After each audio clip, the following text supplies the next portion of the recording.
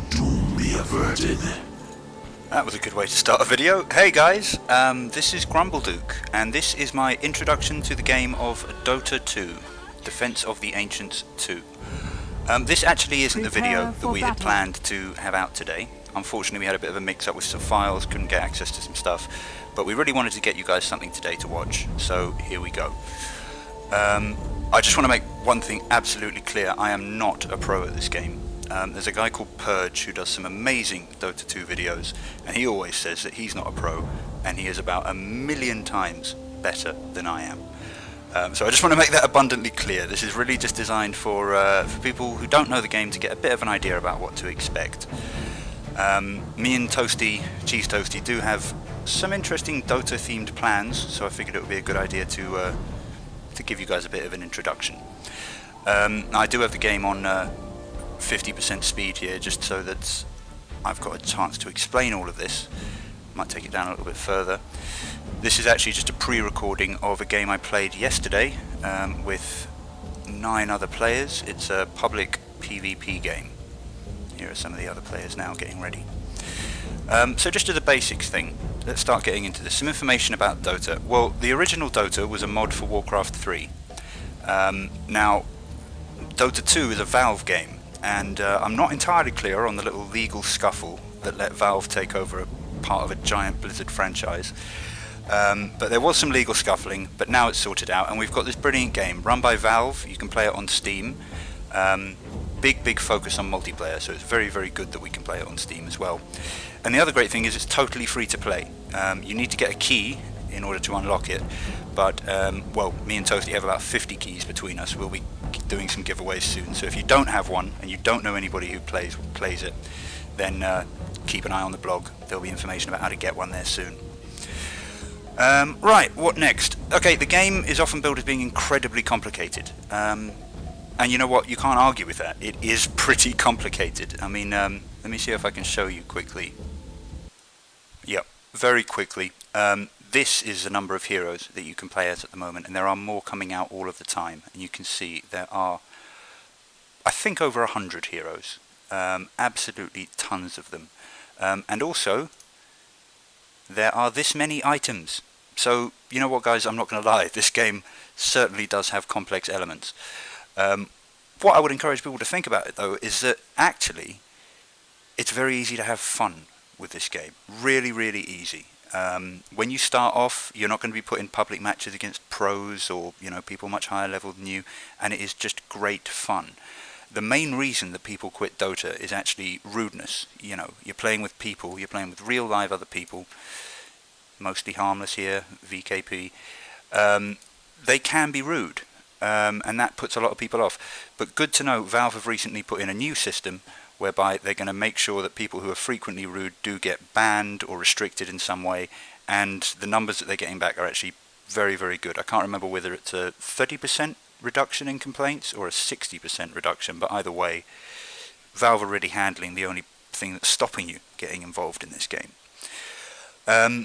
Now there is a tutorial that you can play when you first download it, and it's good if you've never played a game like Warcraft 3 before, so you have no idea what any of this means. But really it does just teach you about controlling your hero, which is pretty much just a question of right-clicking. Your abilities, shows you what they are, how you level them up, and your items. It really is the most basic thing in the world, and I'm going to try and go over all of that in this tutorial. I wouldn't bother with it, basically. So very quickly on that point, I'm not going to go into heroes too much here or how to use abilities. I really want to give a general overview, but just as a general overview of the heroes, everybody has one hero. Heroes can have, I think, up to 7 abilities or something like that. Most have 4. Here we go. So my guy here has Arcane Orb, Astral Imprisonment, Essence Aura, and Sanity's Eclipse. You've also got 6 slots for items, which you can buy at shops, and they make you better. For example, this one gives +1 to all of my attributes, that is strength, agility and intelligence. This one gives +3 to intelligence, that one's a healing potion, for example. So all kinds of things which might be useful. So I'll just unpause it again now. What's going on at the moment is we're basically getting ready for the first part of the game. Now the objective in the game is to destroy the enemy's ancient. Now you can see we're the red team and this is our ancient. Here's the green team down here and that is their ancient. And these are more normally known as the dire, evil looking bastards, 30 seconds and the to radiant, battle. who are all hoity-toity, fruity, lardy-lada, let's have fun and skip around flowers. Now a lane is basically a path going from one base to the other, and pretty soon, let's see if I just skip forward a little bit, we will start getting creeps, here we go, coming down the lane towards the enemy base, and they'll be doing this from the other side as well. Here we go, this guy's come up with his creeps here. Now they're going to clash somewhere in the middle of each lane, and they're going to fight. Now the objective is for the heroes to help the creeps do that, destroy the tier 1 tower in the lane, which is this structure here. That will shoot at any enemies that comes near it. You want to destroy that. Once that's destroyed, you can then destroy this, the tier 2 tower. Then you can destroy the tier 3 tower. Once you've destroyed all 3 towers in one lane, you can start destroying these towers. The tier 4 towers, I suppose. I'm not entirely sure what they're referred to. And once those are destroyed, you can attack the ancient. Attacking that will win you the game. You'll notice there are a lot of other little buildings scattered around here. Most of these do absolutely nothing. They are not important. The ones which are important, though, are these ones, the barracks. Now what the barracks do, you can only attack them once the 3rd tier tower has been destroyed. But once it has been destroyed, they can be attacked, and they're really quite weak, so they'll go down very quickly. Now, the objective of it, once they are destroyed, the creeps in your lane, so for example if we as the red team destroyed the green team's barracks, our red creeps in that lane would become much stronger, which means that if all of the heroes are off doing something else, say all 10 heroes are down here, our creeps are going to be naturally pushing that lane. Until those barracks are destroyed, the creeps are of equal strength. If the heroes don't get involved, they'll keep butting heads and they'll basically stay in the middle forever. So, that is the objective of Dota. That's what we're basically trying to do. And here we go now. We're going to get on to some actual gameplay. One of the very, very important things which a lot of people don't get about the early game is what you're trying to get here is experience and gold. Now, experience is gained whenever an enemy creep or hero dies, and then any hero within, I think it's 1200 pixels of that death will get some experience, will get a percentage of that experience. You do not get any more experience for being the last person to hit it. So that's quite an important thing to try and do. I will be leveling up so long as I'm close. If he backs off much further, he's not going to be getting experience. However, you do need to be trying to get the last hit on things simply because that's the only way you will get gold. I'm watching my gold here. It will go up very, very slowly over time. Not very good. But when I get a last hit on an enemy creep, like that, I'll get a big 48 gold. That is what you're trying to go for early game. You want to be trying to hit the enemy creeps, get that gold for yourself, while you're close enough to actually be getting the experience. And if you're really sneaky, you can even try and kill your own creeps just before they die, and that way the enemy gets less experience. I wonder if I'm going to try and do it here. Yes! Very clever. I got that little exclamation mark. That's a deny. So he will have got less experience for that, and of course no gold, because he didn't get the last hit on it. Alright, I've just skipped ahead there so I can get to a bit where it's a little bit more interesting. I'm now level 6, so I've got a lot more points in my skills here. Every time you go up a level you get a point to spend in a skill, so I've got 1 here, then 2 there, and 3 there. So I'm going to be getting gradually better as the game goes on.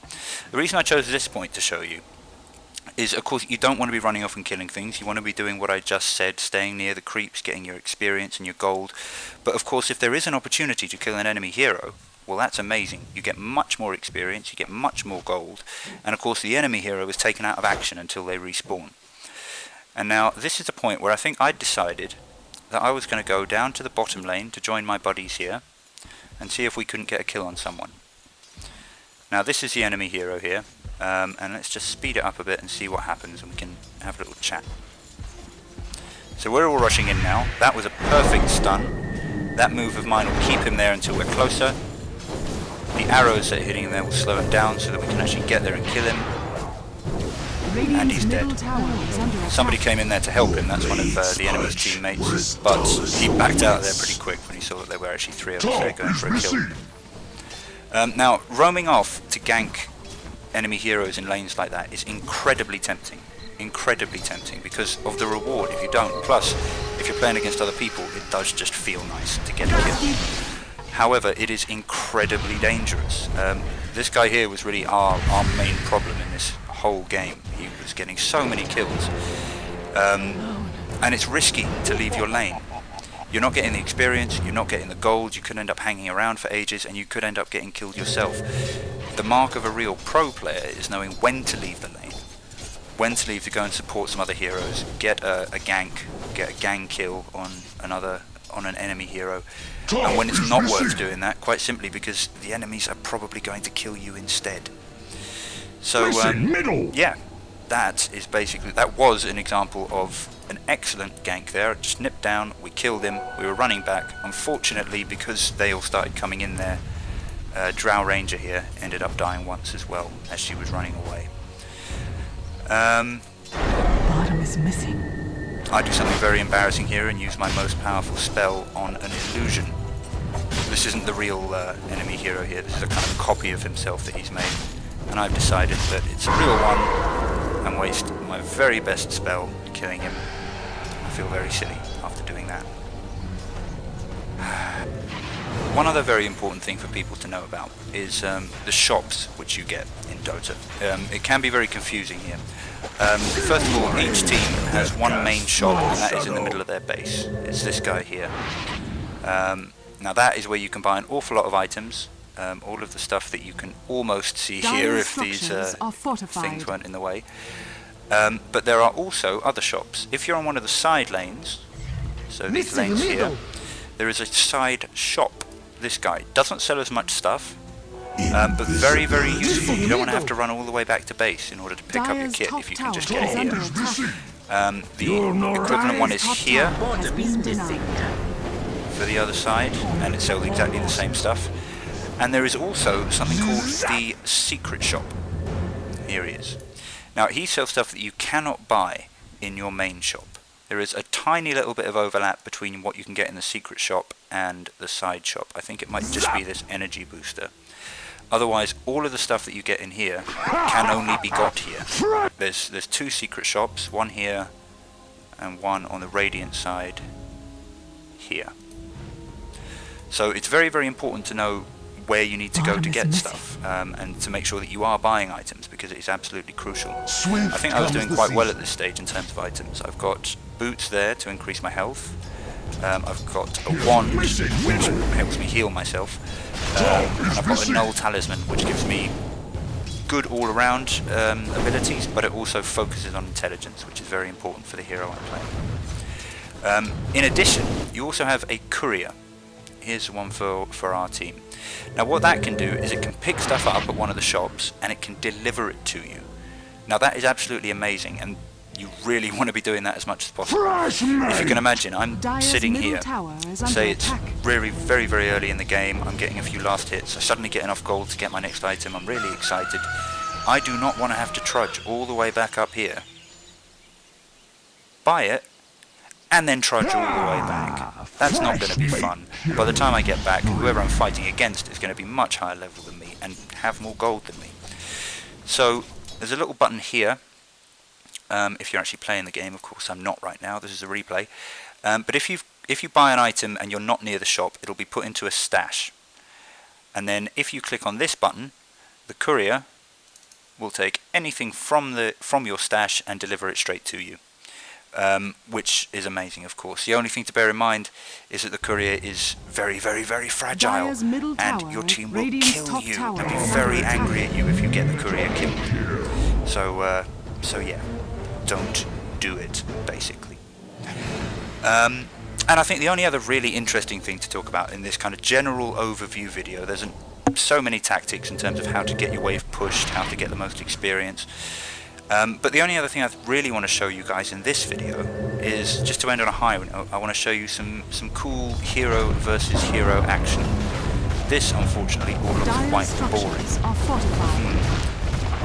I think I'm going to put it up to a speed of 5 so we can watch everybody fleeing around the map Radiant's middle tower. and wait until we get a good team fight. If you were watching, you will have noticed there was a very good team fight going on down in here. I was not going to show it because it's not one where I do particularly well. But no, I shouldn't do that. Let's see if we can find it again. Okay, so what's going on at this moment? I've gone back to my middle lane to get a bit of experience there. Now, we've got 2 people in our top lane-ish, we've got 2 people in our bottom lane-ish, but it does look like the enemy are beginning to congregate in the bottom lane. Now that's very, very worrying. Now I spot that we've got one of the enemies right here. He's just picked up a double damage rune. And we've got all of these enemies pushing up and trying to attack our 2 heroes on this lane. And there's 4 of them down there and one of them not very far off. So I'm like, right, I'm needed down there. Let's go and help. Down here I go. I notice him and I think I can probably beat him with all my abilities. Unfortunately, I get grabbed by another guy up here. He manages to pull me up here and I die very, very quickly. Their team are now pretty much all together. Our team is totally on the run. Radiant's middle As you can see, I'm dead. That's what this greyed out picture here means.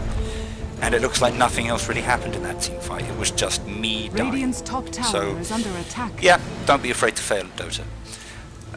Despite the fact that I didn't want to show you guys that, just ignore that slight fact. Let's see if anything else happens here. Okay, this looks a bit interesting.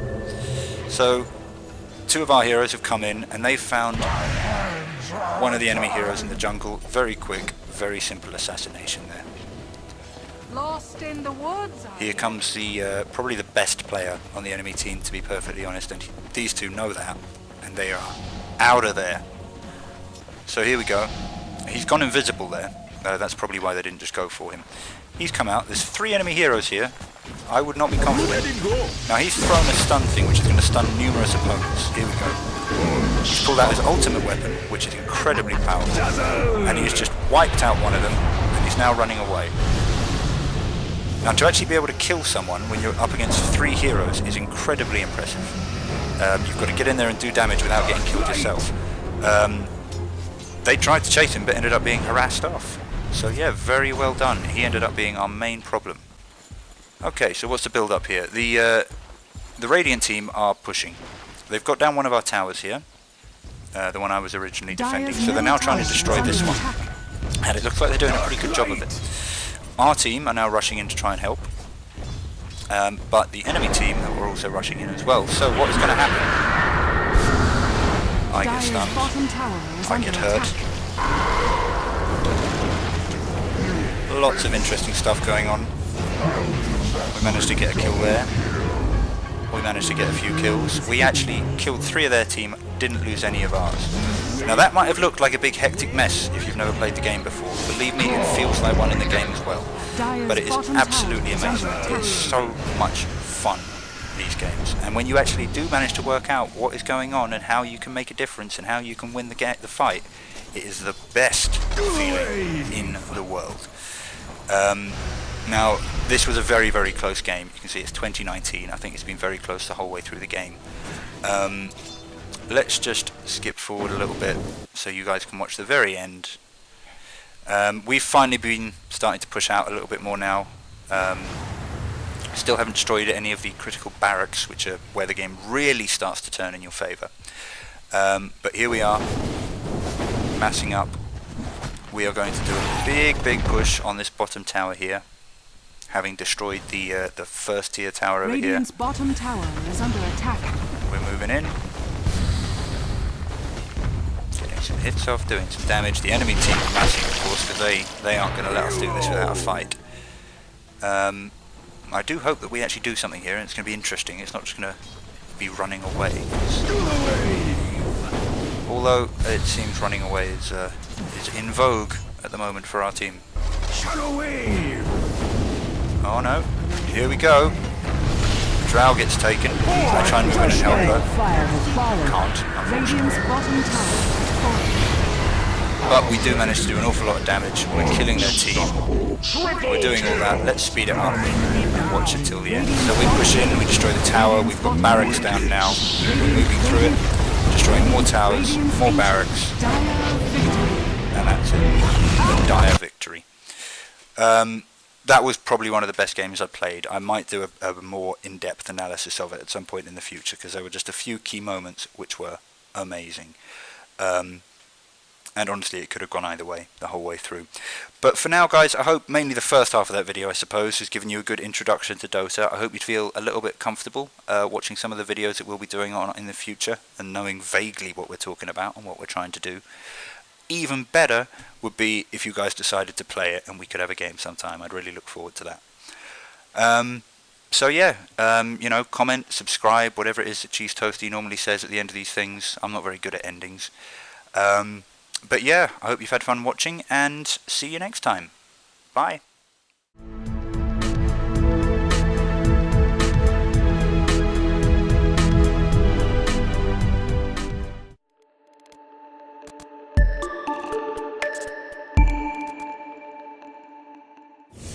Hey guys, my name is Grumblings, and I'm here with the second Dota 2 tutorial for Cheese Toasty and video games. To anybody who missed part 1, I think it is only fair to mention that I am absolutely not a pro at this. These videos are designed largely for the newbies. And on that point, I did just want to say one thing. This is for newbies, spelled N-E-W-B.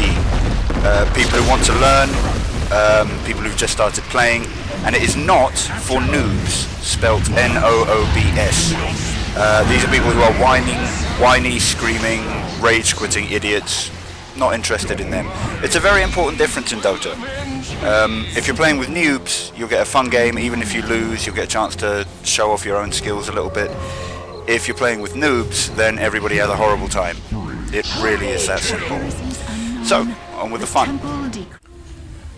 So, in the first part of these tutorials, we were basically covering a lot of the most important map features in the game, and there were just a couple more of those that I wanted to go over before we get into any of the real more gameplay stuff. The very first thing is runes, such as this one here. Now runes spawn every minute, so whenever that gets to something 00, either this point in the river or this point in the river, which is why I've got some wards up here to see where they appear. And there are various different runes, and they do various different things, so I'm going to cut together some footage now so you can see them all in action. This one here, to start off with, is an illusion rune, which does this. Illusion. Then we have the invisibility rune right here, which does this. I have their scent. Invisibility. The haste rune, which is really fun on this hero because the faster you're going, the more damage you do, which does this. Haste. Look there. The wonderful Quake tribute, the double damage rune. Double Quake, damage. Unreal Tournament, everything has this, and I think this one does deserve a little bit of demonstration. Gold for gold. Doing massive damage now with that, so you can imagine if you get this early on in the game, even though you might not be doing that much damage to enemy heroes yet, you can last hit very easily. And you would not believe how many times I have had to wait around and respawn the runes in order to get this last one. I don't know why it just wasn't appearing.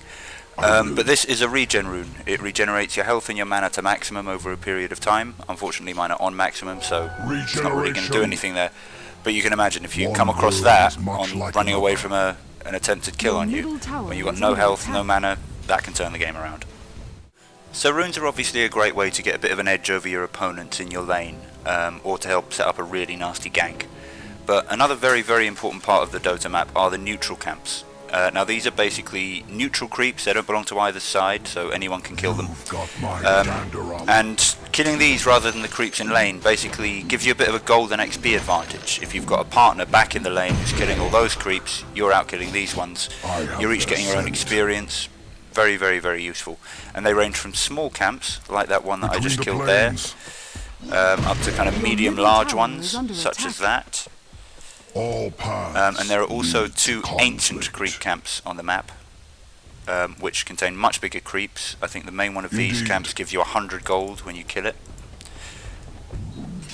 And you can imagine that is a great way to supplement everything that's going on in lane. Now, another very useful thing about the neutral camps is that with some of them, if you do it at the right time, you can actually pull them into your own creeps, and that can help you in a variety of ways. If you look on the bottom lane now, you'll see that our lane is quite pushed out. It's got all the way, or almost all the way up to the enemy tower. That will mean that the enemy would be getting very easy farm. We'd be finding it very hard, and we'd be at danger of getting killed. So one way to force the lane back near your own tower is to do this.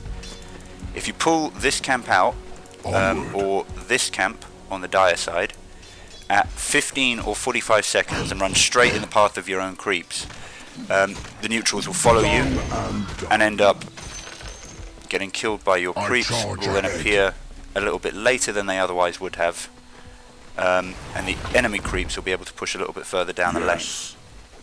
Now, one way to make that particular process even better is to double stack the creep camp before you do it. Now, the mechanics of double stacking are quite simple. The way that the creep camps spawn is that whenever this hits 0-0, if this area is empty, or the area around the camp, it will spawn a new set of creeps. Like here we've got a bunch of ogres. Now you can take advantage of that by aggroing them at about 53 seconds and then pulling them away from their location. And what will happen then, hopefully, if I've got it right this time, is they'll be out of the creep camp when it hits 0-0, and another creep camp will spawn behind them. Yep, there we go. So now we've got some wolves as well. Now what that lets you do is, if I now pull this double stack into the wave, okay, I messed that up the first time, but now here again, if we pull this into the wave, your top tower is under attack. then what will happen is when these creeps get pulled up to fight them, hopefully all of our creeps here are actually going to die. Now this actually gives you a massive advantage in the lane, because your opponents are not getting the gold or the experience they would get for killing these creeps. Now, if this were a proper match, this wouldn't be a very good time to do it, because the enemy are here attacking that tower. But as a general principle, all of these kills here are denied experience for the enemy. And if you keep doing this throughout early and mid game, you can end up with a 5-level advantage over your laning partners, your laning opponents rather. It is incredibly useful. Now, the last very important part of the map that I want to talk about is Roshan, this big bad boy here. Very, very powerful enemy neutral creep, the most powerful on the map. Generally requires a full team to kill him, except in very special circumstances, certain hero combos that can take him on quite easily. Now the advantage to killing Roshan is that you get this item here, the Aegis of the Immortal. That is incredibly useful if you can read it on the bottom of the screen there. Basically, whoever picks it up, when they die, 5 seconds later they will respawn with full health and full mana wherever it is that they died, basically. So in effect, it gives you 6 heroes for a team fight, because if that person dies, they're going to come back again 5 seconds later and rejoin the fight. Obviously, attacking him can be a bit dangerous if the other team sees you do it and comes to attack you. But I'm just going to skip forward a little bit and show you exactly what the Aegis does. Okay, I'm pretty sure it is in this team fight that I end up dying, and therefore the Aegis gets used. As you can see, we've got a big group of people coming in here. I end up getting killed, and you see this yellow shiny stuff. There's a little gravestone there. I come back. Now I don't get a death for that, the enemy doesn't get a kill, and it looks like this time it didn't enable us to turn the team fight around, but it did enable me to get away. Oh, and it looks like the team fight's just going to happen over here, and it got turned around fine. That's nice to see. Cool, well that's it for map features for this episode. There are just a couple of utility things I want to get over with quickly, because we don't have any nice music. Can anybody else hear that? It's a massive absence to me. It feels wrong. But anyway, a couple of very quick utility things I just want to go over with you guys, just to help you get better at Dota, basically. The first one is that you might find it very useful to watch your old games. I know I do. It could just be 5 minutes where there was a team fight and you were trying to predict what the enemy were doing, but you couldn't see them and you want to know whether you were right. If you go onto your profile by clicking on your name or somebody else's name if you want to watch their games, and then you click view all games. Here's mine. Let's pick a random one. you'll get this screen. And if the match was fairly recently, I'm not entirely sure what it is, maybe a week or two, then you'll be able to download the replay. Normally happens very, very quickly.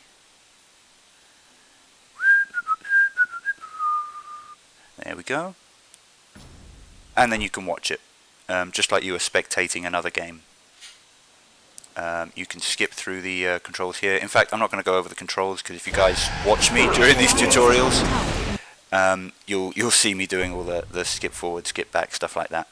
And if somebody else is playing a game and you want to watch that, you can click on their name here, and if they are playing a game, there'll be a watch game logo.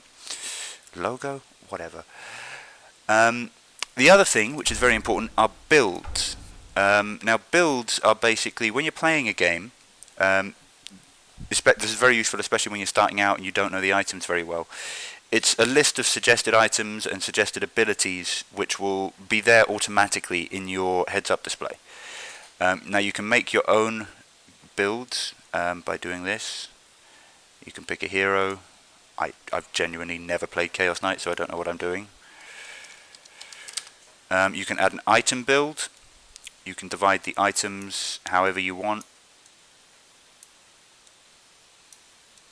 As I said, I have no idea what I'm doing here. You can do an ability build, which basically is just saying what level you should get what ability at.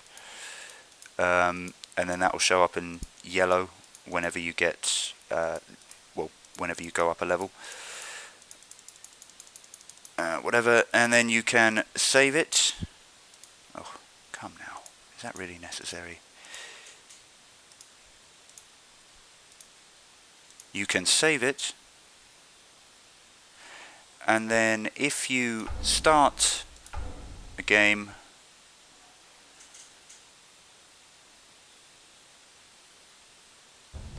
and pick that character,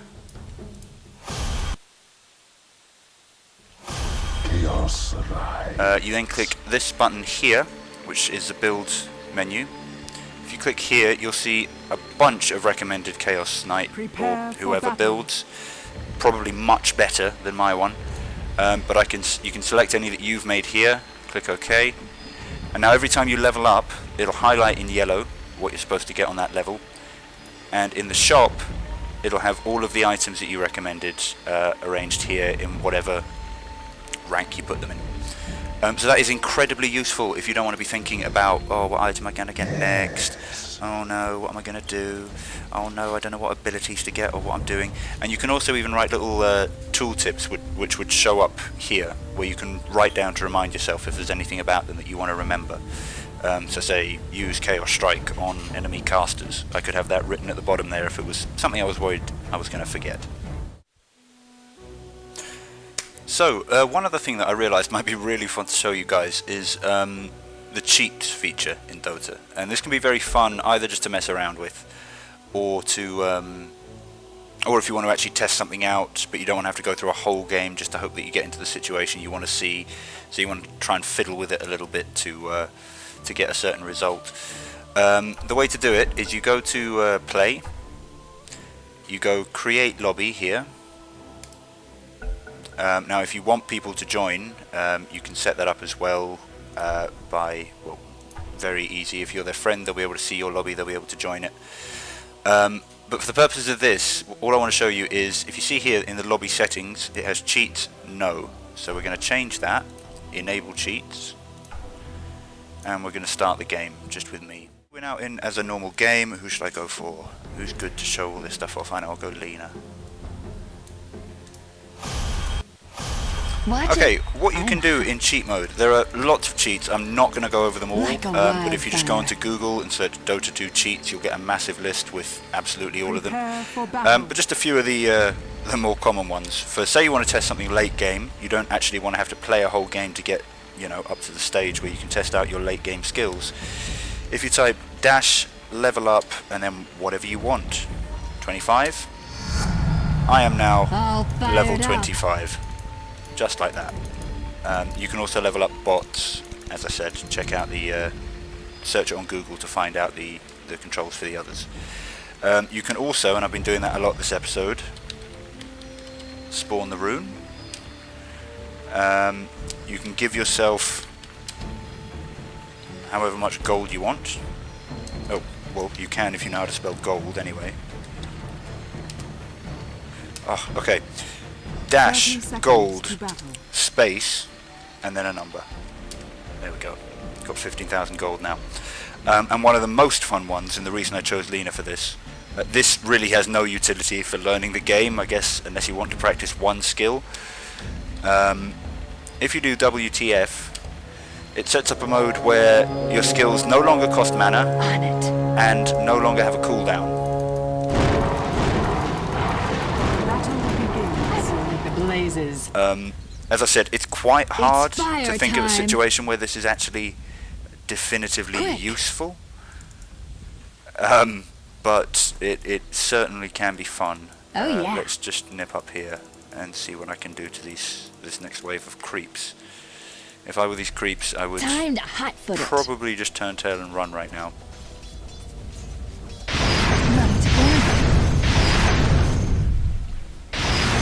Yes. Well, that was fun. Okay guys, so for the remainder of this video I kind of just want to go over some of the most common classes of hero you're going to get. And the first one I want to talk about is the Initiator. And to show that I'm going to talk about Pudge. Now the thing about an Initiator is you're basically talking about someone who can start a fight very easily, just like that. Pudge can do it because he's got a hook, which can fly out, grab someone and pull it back in. Now, just because this didn't go too well for Pudge in the end, does not mean it is not still incredibly painful when you get initiated well. There are various ways it can be done. Wow, that was me dying right there, giant cloud of black smoke. There are various ways it can be done. It could just be someone who's very tanky, it could be someone who's got a lot of stuns, it could be someone like Pudge who can pull one of the enemy team out of position. But having an initiator on your team is very important if you want to have any chance in a team fight. Okay guys, next up I'm going to show you a team fight which illustrates quite well the disabler role and the nuker role. Now disablers, you can probably imagine, are basically there to take out the enemy team without killing them. So you're talking stuns, silences, anything which kind of traps them. I'm really not sure what's going on with this troll warlord. Okay. Now nukers, the other one that we'll be seeing in this team fight, are characters which do a very high amount of damage over a very short amount of time. Something's obviously glitched here, but the team fight should still happen. We can see here they've started to initiate, and the first thing that happens is there's a global silence cast by Silencer on the Radiant team. That's his ultimate ability, and it stops all of us from casting time for casting spells for a total of 6 seconds. So that is a very good way to start a team fight. Now at this stage we're probably thinking, oh dear. Another disable has just been used over here, this time by Lion. He's actually turned one of our heroes into a frog, looks like. Now that means that he can't use any of his abilities, can't use any of his items, and also will take additional damage, I think. Oh no, doesn't take extra damage, but is again just very vulnerable right now and can't attack at all. This is another disable, and I hope people who are paying attention down here also noticed that Lion used what is known as a nuke. That was a single target nuke. He just cast a very powerful spell on CXC here, which resulted in him losing basically all of his health as soon as the disable had worn off. I'm just going to go back and see if I can find that. He's taking damage, another disable there, a stun, and then that little beam of light took off basically all of his health. And that's what a nuker is. It's a character that can do that and basically turn a team fight around before it begins. Unfortunately for them, what they're now going to encounter is a bunch of AoE damage from Meta here and me on the dire side. What you've seen there is just his ultimate, which does a giant load of damage and summons these golems, and my ultimate, which does a bunch of damage to strength and agility heroes, which, let's see, agility, well, I think I landed that pretty well. Now this is another kind of nuke, and I think that is probably going to turn this team fight around. Let's have a look. Yep. You'll also have noticed there, I've used my disable, which basically traps somebody in a prison for a very short duration, while leaving them invulnerable. This can also be cast on enemies and allies, and what I've actually done here is I've cast it on an ally that was very, very, very close to death. And the reason I've done that is it'll save him while for the duration of the spell, and by that time we'll hopefully have chased the enemies off. It can also be used on an enemy, like for example if I hadn't used it I could use it on him now, silencer here. That would leave him invulnerable for 4 seconds but unable to move. We could all then catch up and then we'd be in front of him and he'd have nowhere to run to. But just to show you the use it can have on allies, there we go, Metamorphosis still alive, and I believe we now just clean up after this really. More disables, very good for trying to escape, but it's not going to work. So that was just a team fight that very clearly illustrated the benefits of having disables and nukes on your team and the difference they can make in a team fight. Okay guys, different match, so we're back at the beginning again, and this time I just want to talk to you about the support and the carry roles. Now the support role, we're going to be looking at Naraquil here, playing as Crystal Maiden. The idea behind the support role is you're not there to get all the kills, you're not there to get all the experience, you're there to enable other people to. Which is why you just saw Nara, who spent his starting gold, his priceless one-of-a-time starting gold on Observer Wards for the benefit of the team, has just placed one of them here, and they will be giving us vision of the rune for a little while. And that's basically one of the most important roles of support, to make sure that everything keeps warded. There we go. Haste! And then basically that allows your team to get rune control. In lane, it depends how hard you want to play the support really, but some things you can do, for example, will be the support would focus on denying your own creeps, whereas the person that they're with could focus on getting the last hits and the actual gold advantage. And that way both of the enemy heroes lose out. Your support hopefully doesn't die, but the other person on your team in your lane will be getting an awful lot of gold and experience. Okay guys, the final character class we're going to be talking about is the carry. This is a little bit later on in the same match. There's Nara with his Crystal Maiden, and here's me with Viper, who's a very hard carry. Now the idea behind carries is basically they might not be that good early game, but their abilities, especially with the items they can get, means that they scale very well into late game. Now this isn't the best example of it, because actually a lot of the other people on my team were doing very well as well, so I'm hardly the only hard carry here. But that team fight was just an absolute exercise in, we have out-leveled them, our carries have got fat, and because of that we just do so much damage when it comes to late game. Now Naraquil, in fact I'm going to take that back just to show what the support was doing. So if we look at Crystal Maiden's spells and abilities, you'll see that a lot of them have elements which slow down an enemy. They do damage, especially the ultimate does a fair bit of damage, but they're unlikely to be able to be anything near a nuke or do enough damage to just flat out kill someone one-on-one late game. So the support's role in a team fight late game is to do things like that, to slow the enemy. They sent their courier out here to die because they'd given up. Like I said, it goes terribly when you play against noobs who do things like that when they get angry. But as I was saying, Crystal Maiden skills very good for helping in a team fight. There's a lot of AoE damage, a lot of AoE slows. If you have a look at Viper, pretty much every single ability he has is about killing someone very, very quickly. We've got big poison over here. This is a passive ability, which basically means you do more damage to your target if they are lower on health. And his Q is again a single target attack, which poisons and does a slow as well.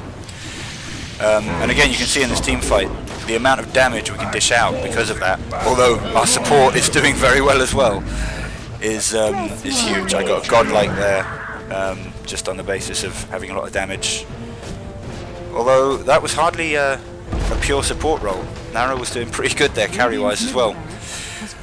But yeah, that's it for this time guys. I think we'll probably have maybe one more of these tutorials before we get on to the really fun stuff. But yeah, keep tuning in. subscribe, comment, whatever it is you want to do, and I'll see you next time for more absolutely owning a Dota.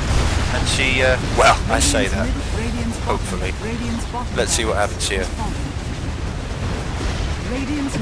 And boom! See you next time, guys.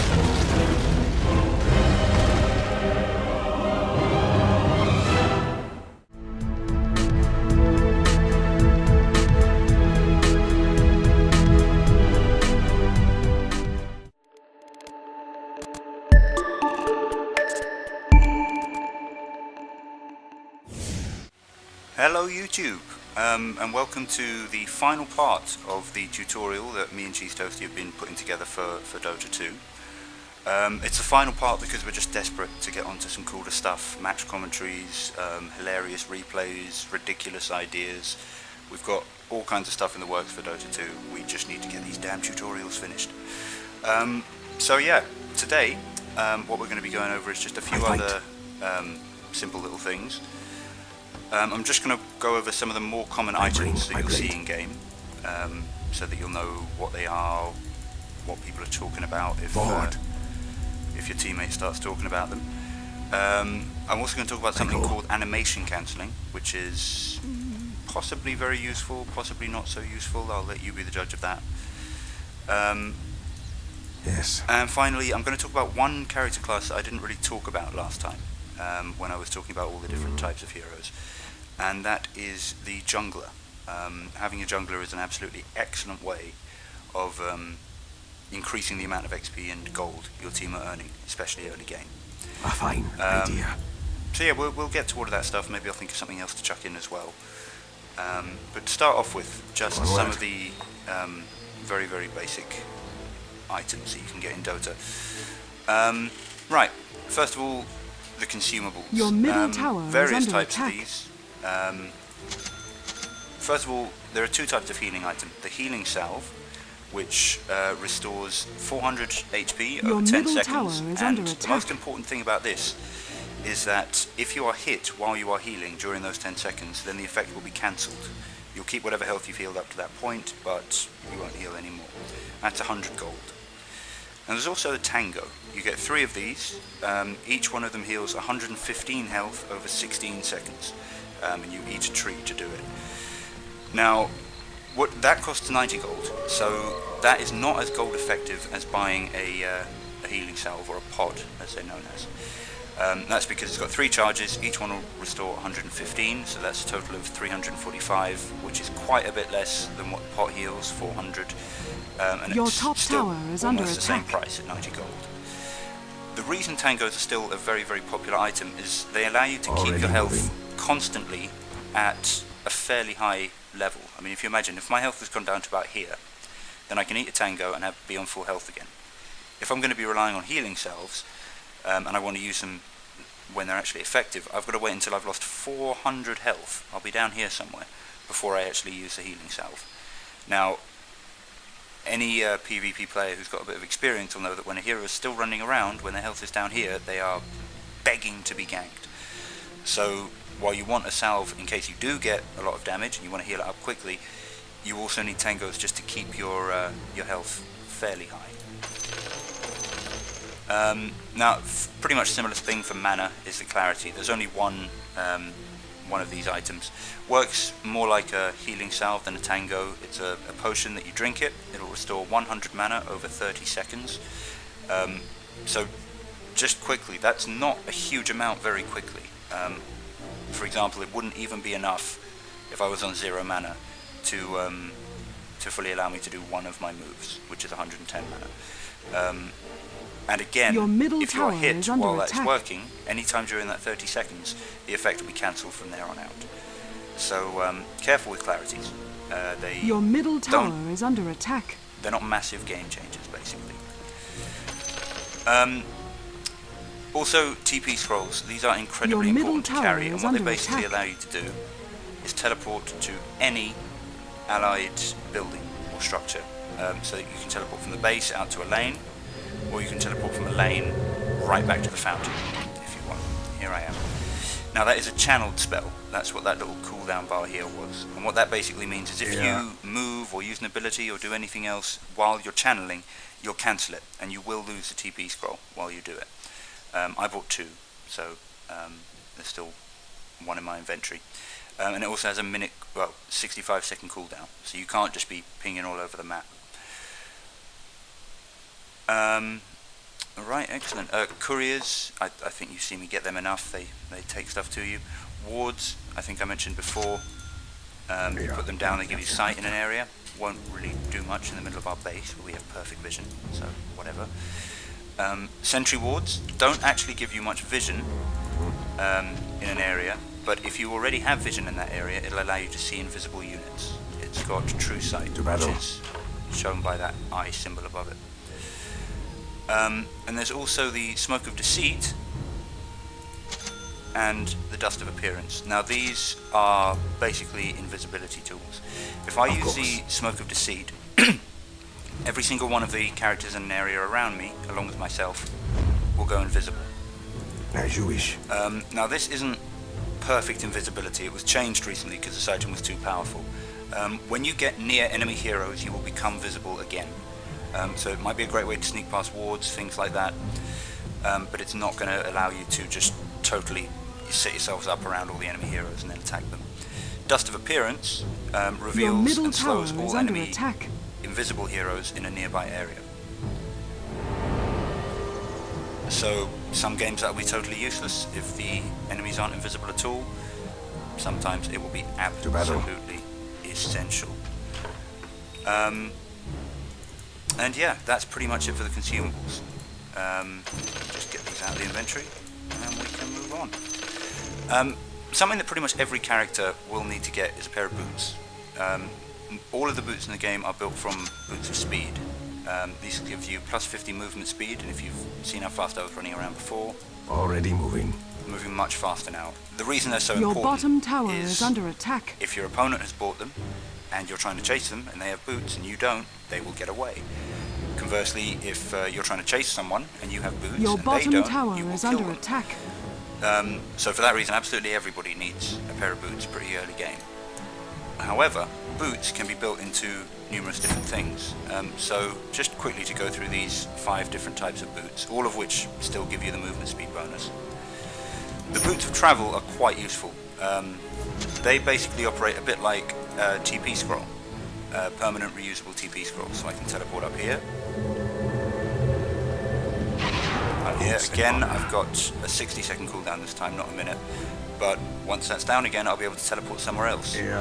Now if you're looking to surprise people, kind of, say there's a team fight going on here, but you want one of your guys to be sneaking in here, he then destroys that tower. If he's got these, he can then immediately TP down here, and then start pushing up here. And then if he tries to get ganked, he can immediately TP back to base. It's a very, very good item if you're looking for kind of flexible, pushing every lane. A fine idea. I just realised I'm now going to have to jump all the way back to base. Phase boots are generally very, very good for characters like Juggernaut, actually, the character I'm playing at the moment, which do a lot of damage, need to chase. It's a very simple recipe. You get the boots, and then you get 2 blades of attack, which are just damage items.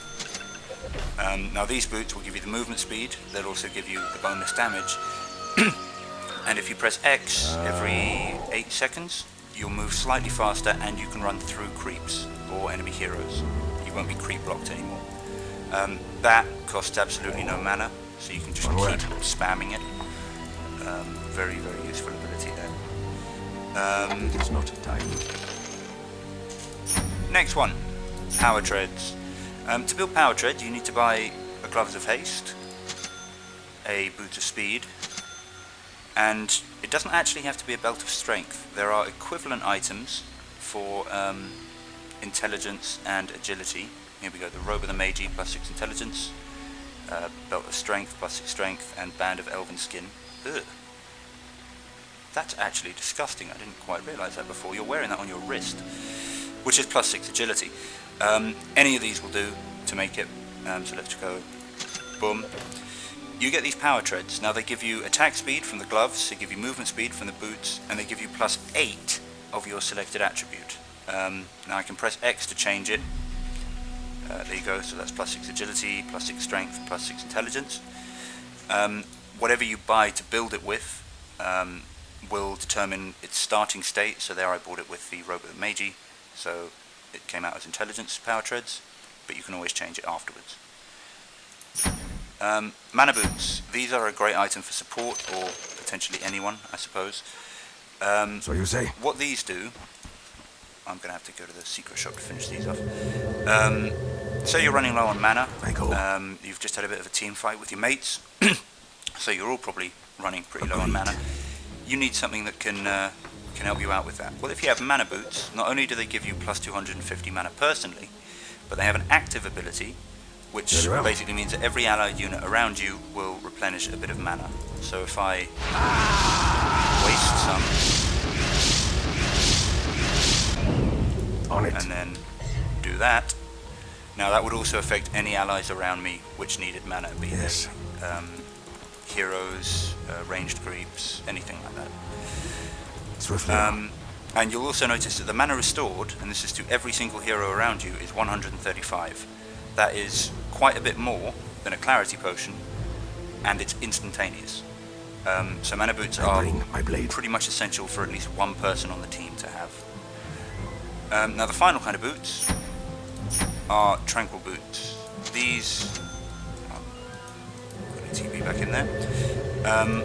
These are great for heroes who often need to regenerate their health but don't want to keep running all the way back to base.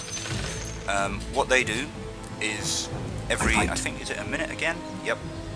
In addition to giving you HP regeneration and armor, they also allow you to... I can't think of a quick way to take damage. Oh well, whatever. It's a little bit like a healing potion. I'll now be healing, what is the exact stat here? 250 HP over 20 seconds. So yeah, very, very, very useful item. Again, there won't work if you've been hit recently. So avoid that. Get rid of that now. Now there are also, I mentioned before that the Boots of Mana are very, very good for support characters because they're a great way to help out your teammates. There are a couple of other items which are very good for supports as well. First of all, the Mechanism, and secondly, the Pipe of Insight. Oh, I need a secret shot for that. Of course. I'll just run up there. Now these items are good, but there are various other items as well which give auras to your team. They're obviously useful in team fights. I'm not going to go through all of them now. But right, let's have a look at these. The Mechanism, in addition to giving you various bonuses, it has an active ability which can heal 250 HP and give extra armor in an area around you. Now, if you're trying to keep a team fight going or trying to keep your team alive as you run away or something like that, incredibly useful skill. Also, the benefits that it gives you, plus 5 all attributes, plus 5 armor, bonus HP regen, they are also given in an area of effect around you. It's also an aura item. So that is very, very useful for a support to be holding on to. Now, the Pipe of Insight isn't an aura item, unfortunately, Your top tower but it does have is an under active attack. ability which gives nearby friendly units a shield that blocks 400 spell damage. Agreed. Now, unfortunately, I don't Your think these guys are going to be taking any spell damage. It's an honor. Neither am I, but if I was, this would be blocking it. Now I can wait for that creep to take a bit of damage. Very well.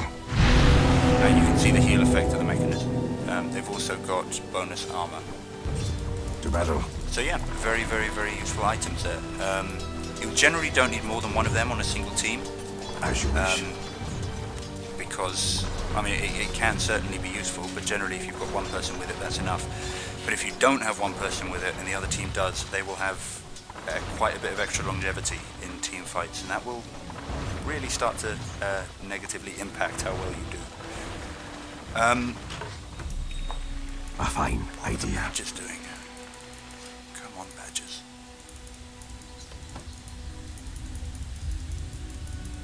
Okay, they're doing random things. Okay, now a couple of other items. These don't really fall into any kind of category exactly. They're just very commonly seen, so I thought I'd mention them. Black King Bar, very, very useful item. in addition to giving you quite a bit of strength and damage, so particularly good for strength heroes, it also will grant magic immunity for a period when activated. So you also grow and glow yellow, which is absolutely awesome. Now, each time you use it, the duration will go down slightly. That's what the 10, 9, 8, 7, 6, 5, 4 means. Basically, the first time you use it, you'll get 10 seconds of magic immunity. The second time, you'll get 9, then 8, and so forth. Once it gets to 4, it'll stay at 4. So you want to be a little bit careful about using it. I imagine they probably put that in there to disincentivize people from just using it all the time. What you can do to kind of regenerate the duration charges is rebuy the recipe. Your top tower is under attack.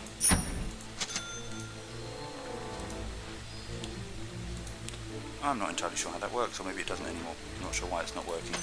Someone in the comments, I'm sure, will have something to say about that. But yeah, very, very useful item, particularly in magic-heavy teams or ones with a lot of stuns, because they allow you to evade a lot of damage and not be disabled during team fights.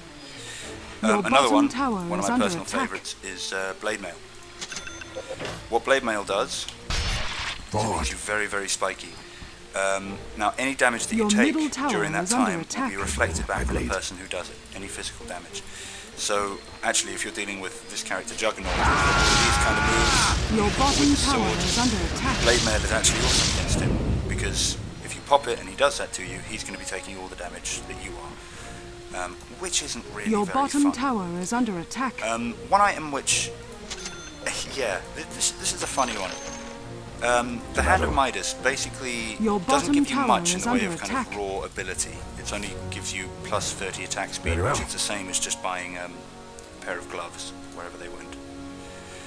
Okay, it's slightly better than the gloves. Already moving. But what it allows you to do every minute is destroy a creep, so long as it's not an ancient creep, one of these giant ones. It'll allow you to destroy one of them every minute for extra gold and extra XP. So above and beyond what you would normally get for doing that creep. So that is very, very useful. The problem with Hand of Midas is that it is very expensive, and you obviously need to get it early enough to be able to make up the difference. So Gloves of Haste, fine, 500 gold, goodbye. Then you've got to wait for 1400 gold to get the actual recipe to turn it into the Hand of Midas.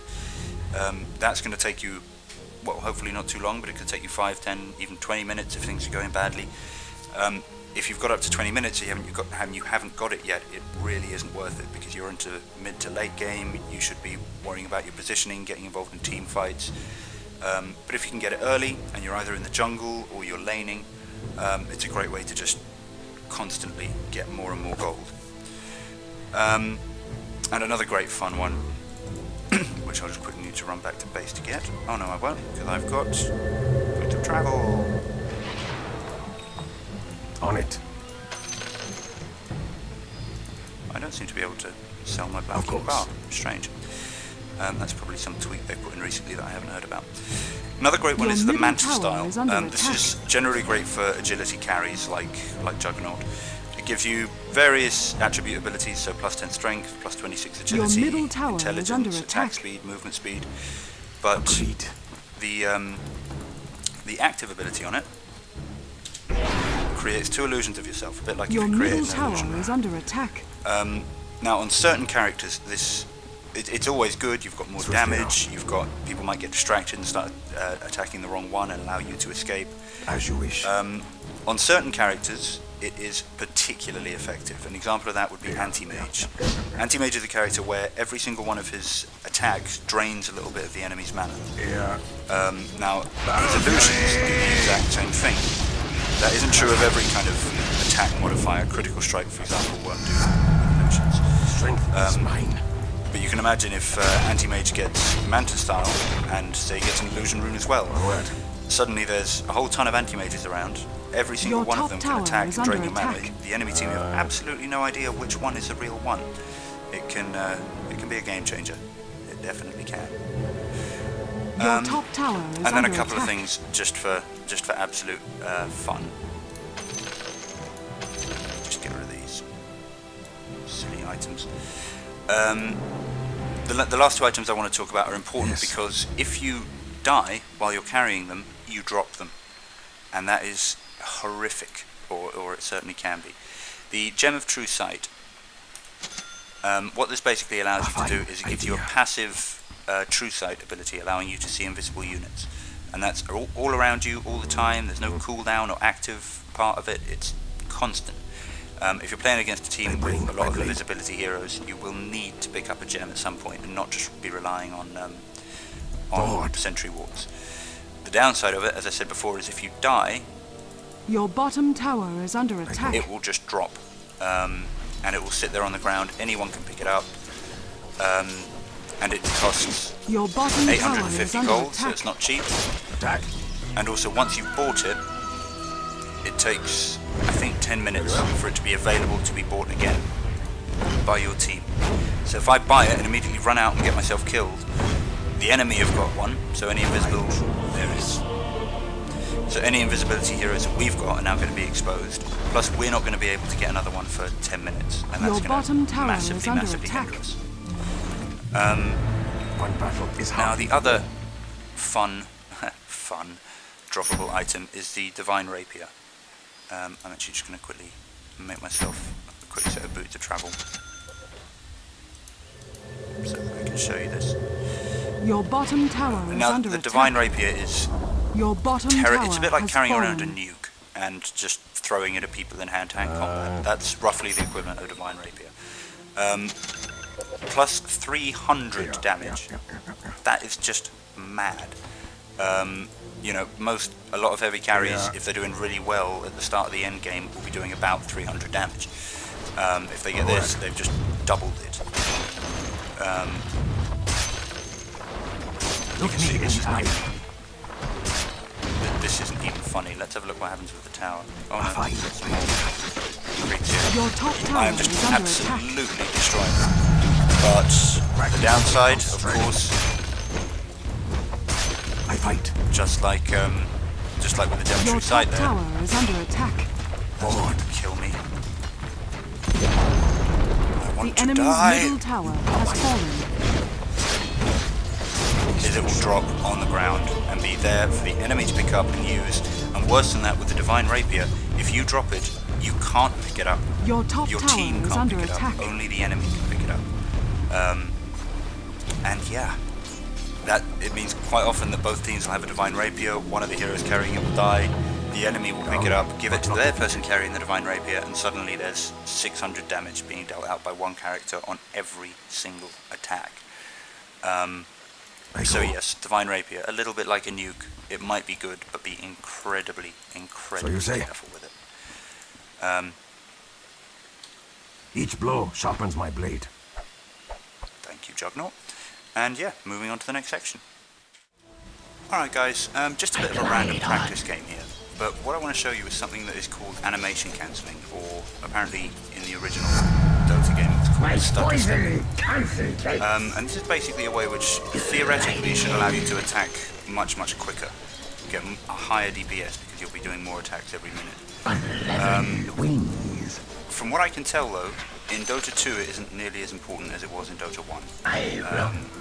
So what I'm showing you now is largely theoretical. I'll tell you what I think is a practical application in a second. But the idea is, whenever you use an ability, whether it's an attack or one of your spells, the animation that your character goes through kind of has 3 steps, basically. It starts off with what's called the cast point. And that is basically, it could be swinging back your hammer, getting ready to hit someone. With Viper, it's just a little bit of a head twitch. And that'll take a certain amount of time, say 0.3 seconds, and that'll happen before the attack happens or the projectile is launched. But immediately after that, there's something called the cast backswing.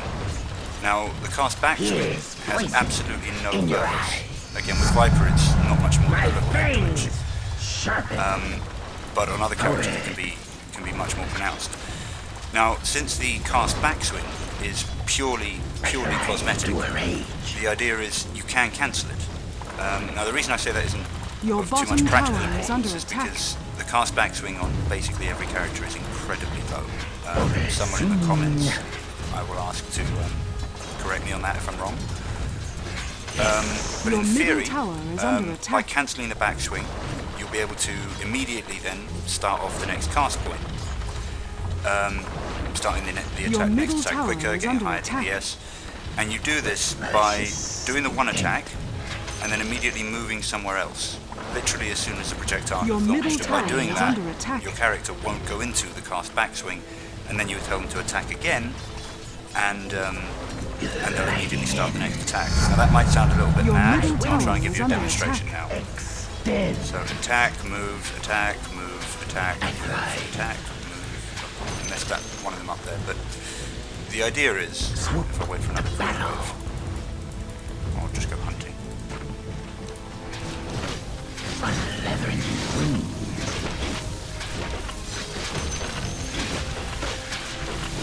Now, I don't know if I'm clicking fast enough here to actually make this a more effective form of attack. Quite possibly not. Viper seems to have very short animations for these kind of things.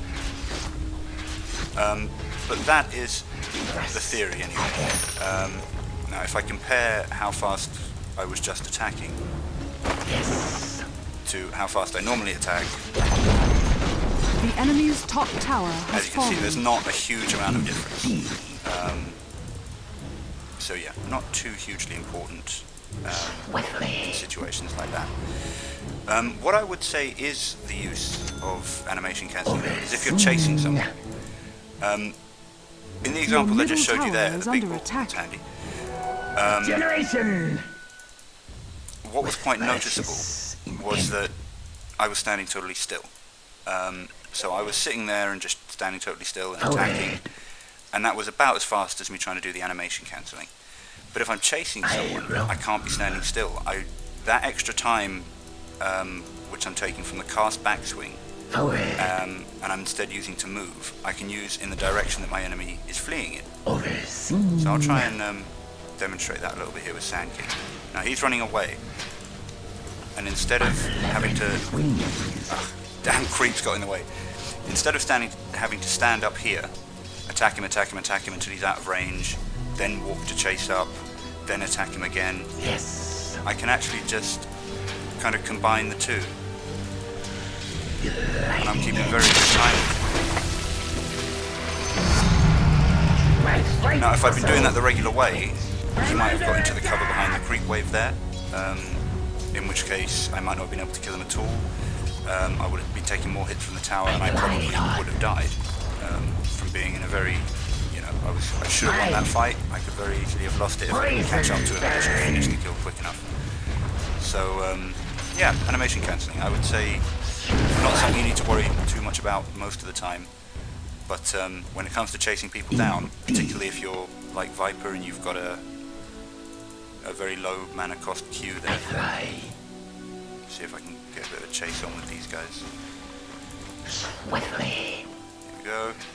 Yeah. I think that makes a huge difference. Each time I go to do a new attack, I'm actually much closer than I would have been if I'd been standing, attacking, and then trying to catch up. Alright guys, in this last part I just want to talk to you about junglers. Now that's a kind of hero classification, a bit like a carry or a disabler, and it basically represents people who are able to stay in the jungle for all or most of the early and mid game. And by doing that, that allows you to run 2 solo lanes in the other lanes, which means that you'll have 2 other characters in your team getting solo experience in lane. Plus, if you're good in the jungle, you can be getting an equivalent amount of experience here. So it means that your team overall is getting a great deal more of golden XP if you can do it right. The difficulty, of course, is that you don't have your creeps there to help you. So heroes which are junglers are so called because they've got an ability which allows them to do it. This is Enchantress, and as you can probably tell, she's able to basically take over neutral creeps. Now that means that I can attack the creeps in the jungle without worrying about being hit myself, losing all that health because I don't have my lane creeps blocking me. Prancing on. And yeah, basically get my own XP. Well, this is a lobby game, but if there were heroes in lane, they wouldn't be having to split their XP with me. After or their gold. Now there is so much to be said about jungling. It is basically incredibly complicated. Charmed, I'm sure. because of course if you've It's got a a character hop, like this skip, who and can a take jump. over enemy creeps, you've also got the creeps who have abilities. So you've Nimbly got I to be go. managing all of them at the same time. Also double stacking, like I mentioned before in the second video I think, if you're pulling Here I a come. wave.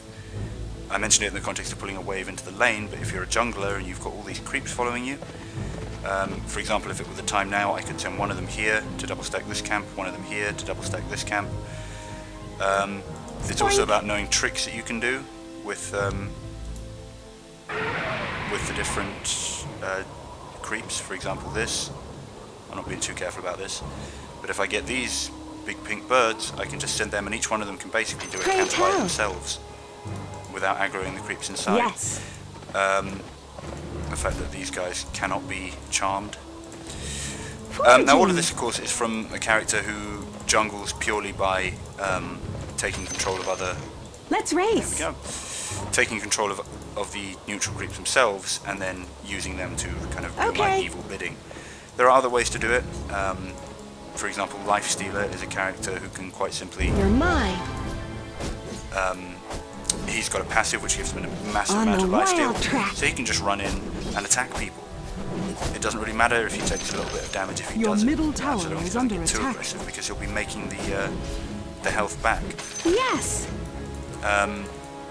And very, other ones, Your healers middle can, tower or, is under attack. I units spring. like Doom who have an ability to You're mine. heal themselves over time. They're a great ones to jungle since Your middle tower is under attack. they're able to basically offset any damage that they do take. You basically want to be able to do Yeah. it without running back to Your base middle tower very is often, under because attack. that is very, very annoying. I think I've mentioned Charmed, it many I'm times sure. before.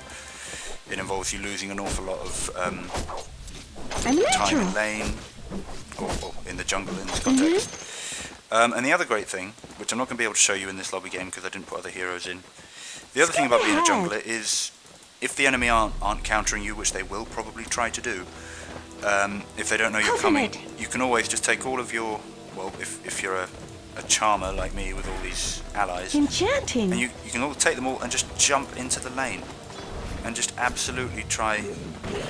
With And skipping grace. it's a great way to get a gank. If I've got two people in this lane and a jungler, and suddenly the jungler jumps out up here while they're fighting down here, that's very Horns possibly 2 out. kills for my team, because they simply had no idea that my jungler was going to come out at that exact moment, and they left themselves Dancing on.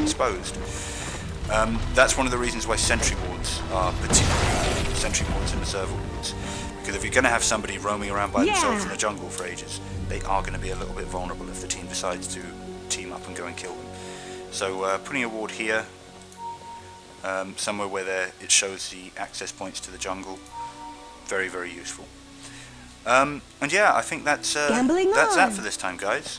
So yeah, we'll have more interesting videos coming out soon. Sprink. Hopefully some proper games. You'll be able to see us put all of this into practice and horribly fail at it. But yeah, look forward to a game with you guys sometime. Sprink. Like, comment, subscribe, and check out the rest of the videos. Cheers. Bye.